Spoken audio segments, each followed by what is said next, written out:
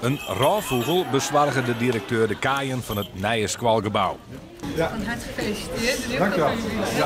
Spectaculair. Na de felicitaties van de wethouder is het gebouw officieel openen. Het ziet er heel mooi uit. We hebben 2 vleugels met lokale en een onderwijsleercentrum waarbij leerlingen we ze ook leren om zelfstandig te werken en hun opdrachten te doen.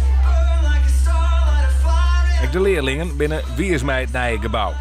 Nou, gewoon ook de ruimtes, veel glas. Ik vind dat mooi, want dan kan je naar buiten kijken en het geeft ook een mooi daglicht. Dus ja. Ik vind de aula voor heel erg mooi geworden.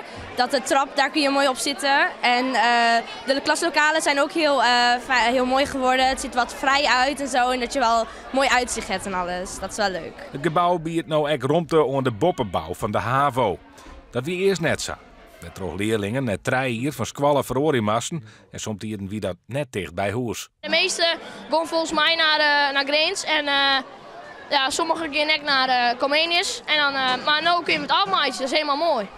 Nou, als je naar een andere school gaat, krijg je een nieuwe klas. En dat is ook heel lastig om op je schoolwerk te gaan focussen en alles. Dus het is nu veel fijner dat je gewoon op dezelfde school kan blijven met dezelfde klas. En ja.